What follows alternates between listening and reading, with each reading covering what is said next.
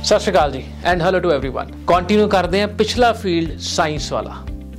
Science तुसी +2 की है, आर्ट्स तो बाद GNM च एडमिशन ले ली है, BSc कर ली है, BDS की है, MBBS की है और any other medical field even physiotherapy भी। ते अगे जान वास्ते थोनू एक्चुअल दे विच प्रॉपर गाइडेंस ते ओ नहीं मिल पा रही है। बड़ा सिंपल जा फॉर्मूला है।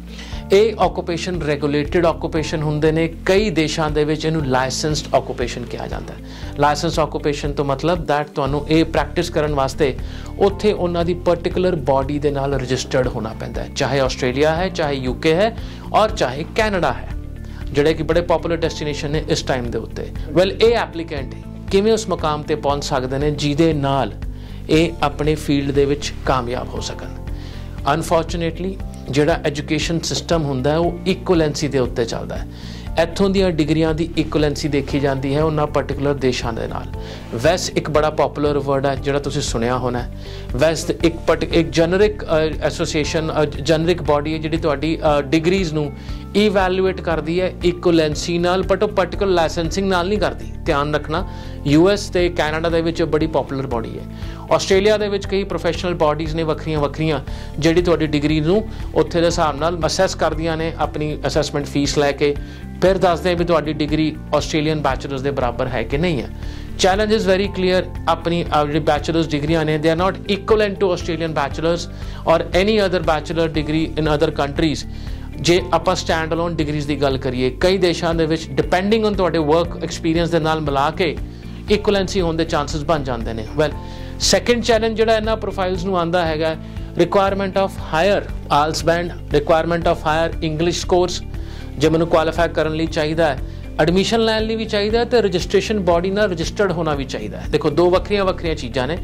ਐਡਮਿਸ਼ਨ ਤੁਸੀਂ ਲੈਂਦੇ ਹੋ ਆਪਣੀ ਪਿਛਲੇ ਬੈਕਗਰਾਊਂਡ ਦੇ ਨਾਲ ਪਲੱਸ ਆਇਲਸ ਦੇ ਸਕੋਰ ਦੇ ਨਾਲ, ਐਂਡ ਰਜਿਸਟ੍ਰੇਸ਼ਨ ਲੈਂਦੇ ਹੋ ਤੁਹਾਡੀ ਇਕੁਅਲੈਂਸੀ ਚੈੱਕ ਹੋ ਕੇ ਤੁਹਾਡੀ ਡਿਗਰੀ ਦੀ ਪਲੱਸ ਆਇਲਸ ਸਕੋਰ। ਦੋਨੋਂ ਚੀਜ਼ਾਂ ਮੈਂਡੇਟ ਹੁੰਦੀਆਂ ਨੇ। ਕਿਤੇ ਨਾ ਕਿਤੇ ਨਰਸਿਸ ਦਾ ਸਭ ਤੋਂ ਵੱਡਾ ਚੈਲੰਜ ਹੈ, ਕਿਤੇ ਨਾ ਕਿਤੇ BDS doctors the, bachelor of Ayurvedic medical health sciences and so ਮੈਨੀ ਅਦਰ ਫੀਲਡਸ ਜਿੱਥੇ ਕਿ ਚੈਲੰਜ ਆਉਂਦਾ language the, 7 ਈਚ, 88, 77 and so on. ਹਰੇਕ ਕੰਟਰੀ ਦਾ ਵੱਖਰਾ ਰਿਕੁਆਇਰਮੈਂਟ ਹੈ। ਤਾਂ ਇਹਨਾਂ ਵਾਸਤੇ ਸੈਕਿੰਡ ਕਰੀਅਰ ਆਪਸ਼ਨ ਕਿਹੜੀ ਬਣਦੀ ਹੈਗੀ ਹੈ ਜਿਹੜੇ ਕਿ ਫੈਕਲਟੀ ਸੇਮ ਰੱਖੇ, ਫੀਲਡ ਅਲੱਗ ਹੋ ਸਕਦਾ ਹੈਗਾ, ਫੈਕਲਟੀ ਸੇਮ ਹੋਵੇ। Well if you ask me, public health is the upcoming field. Public health ਇਹ ਉਹ ਸਾਇਲੈਂਟ ਫੀਲਡ ਹੈ ਜਿਹੜਾ ਕਿ ਸਾਡੇ ਹੈਲਥ ਫੈਕਲਟੀ ਦੇ ਵਿੱਚ, ਜਿਹੜਾ ਕਿ ਸਾਡੇ ਹੈਲਥ ਪਰਟੀਕੂਲਰ ਫੀਲਡ ਦੇ ਵਿੱਚ ਕਈ ਸਾਲਾਂ ਤੋਂ ਸਾਇਲੈਂਟਲੀ ਕੰਟਰੀਬਿਊਟ ਕਰਦਾ ਪਿਆ ਹੈਗਾ ਇਨਸਾਨਾਂ ਦੀ ਲੰਬੀ ਉਮਰ ਵਾਸਤੇ।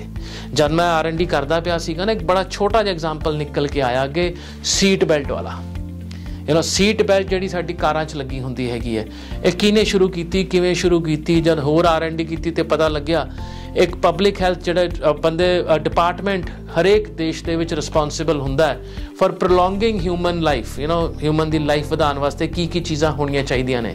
ਚਾਹੇ ਉਹ ਤੁਹਾਡਾ ਆਪਣਾ ਇੰਜੈਕਸ਼ਨ ਲੱਗਣੇ ਸੀਗੇ ਕੋਵਿਡ ਦੇ ਔਰ ਪੋਲੀਓ ਦੇ ਇੰਜੈਕਸ਼ਨ ਜਿਹੜੇ ਕੈਂਪੇਨ ਚੱਲਦੇ ਸੀਗੇ ਜਾਂ ਛੋਟੇ ਹੁੰਦੇ ਸੀਗੇ, ਉਹ ਡਿਪਾਰਟਮੈਂਟ ਨੇ ਨੀਡ ਫੀਲ ਕੀਤੀ ਹੈ ਵੀ ਜੇ ਇਹ ਹੋ ਜਾਵੇ, ਸੀਟ ਬੈਲਟ ਨਾਮਕ ਚੀਜ਼ ਗੱਡੀ 'ਚ ਲੱਗ ਜਾਵੇ ਤਾਂ ਇੰਪੈਕਟ ਦੇ ਬਾਅਦ ਕਾਫੀ ਜਾਨਾਂ ਬਚਾਈਆਂ ਜਾ ਸਕਦੀਆਂ ਨੇ।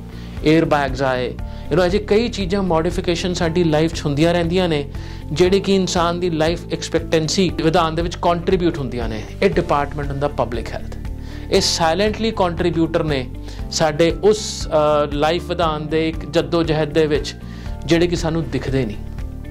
ਕੋਵਿਡ ਇੱਕ ਪਰਫੈਕਟ ਐਗਜ਼ਾਮਪਲ ਹੈ।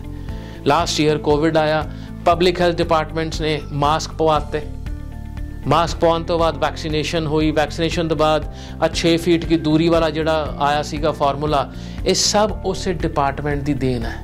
ਡਿਪਾਰਟਮੈਂਟ ਇੱਕ ਚੀਜ਼ ਲੈ ਕੇ ਆਉਂਦਾ ਹੈ, ਇੰਪਲੀਮੈਂਟ ਕਰਦਾ ਹੈ ਤੇ ਪੈਨਲਟੀ ਲਾਉਂਦੇ ਆ ਪੁਲਿਸ ਵਾਲੇ ਜੇ ਆਪਾਂ ਕੁਛ ਸੀਟ ਬੈਲਟਾਂ ਜਾਂ ਮਾਸਕ ਨਾ ਲਾਈਏ ਤਾਂ ਜਿੰਨੇ ਵੀ ਮੈਡੀਕਲ ਬੈਕਗਰਾਊਂਡ ਵਾਲੇ ਸਟੂਡੈਂਟ ਹੈ, ਤੁਸੀਂ ਬੈਚਲਰ ਕੀਤੀ ਹੈ ਜਾਂ +2 ਆਪਣੇ ਸਾਇੰਸਿਸ ਕੀਤੀਆਂ ਹੈ, ਤੇ ਦੇਖਦੇ ਪਏ ਹੋ what are the second best option.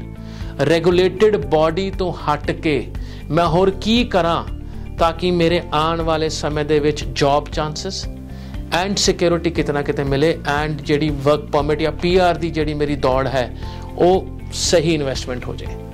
Public health is one field ਜਿਹੜਾ ਤੁਹਾਨੂੰ ਰਿਸਰਚ ਕਰਨਾ ਚਾਹੀਦਾ ਹੈ। ਤੇ ਤੁਸੀਂ ਨਰਸਿੰਗ ਬੈਕਗਰਾਊਂਡ ਤੋਂ ਹੈਗੇ ਹੋ ਤੇ ਤੁਹਾਡੇ 7 ਈਚ ਨਹੀਂ ਆ ਪਾ ਰਿਹਾ ਆਸਟ੍ਰੇਲੀਆ ਜਾਣ ਦੇ ਵਾਸਤੇ।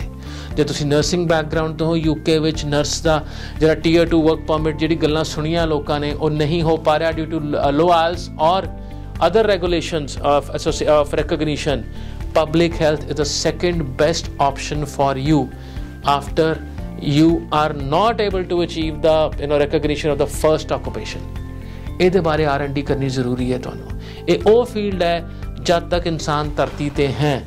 ਇਨਸਾਨ ਦੀ ਦੌੜ ਅੱਜ ਮੈਂ ਦੁਬਾਰਾ ਕਹਿਣਾ ਲਾਈਫ ਪ੍ਰੋਲੋਂਗ ਵਾਸਤੇ ਬਹੁਤ ਜ਼ਿਆਦਾ ਐਕਸਪੈਰੀਮੈਂਟ ਹੁੰਦੇ ਪਏ ਨੇ, ਬਹੁਤ ਸਾਰਾ ਜਦੋਜਹਿਦ ਹੋ ਰਿਹਾ ਇੱਕ ਇਨਸਾਨ ਦੀ ਲਾਈਫ ਕਿਵੇਂ ਵਧਾਈ ਜਾ ਸਕਦੀ ਹੈ। ਫਾਰਮੂਲੇ ਬਣਦੇ ਪਏ ਨੇ, ਚਾਹੇ ਉਹ ਵੈਕਸੀਨੇਸ਼ਨ ਹੈ, ਚਾਹੇ ਹੋਰ ਕਈ ਫੈਕਟਰਸ ਨੇ ਮੈਡੀਕਲ ਫੀਲਡ ਦੇ ਵਿੱਚ। ਤਾਂ ਉਹਦੇ ਵਾਸਤੇ public health is the right best option.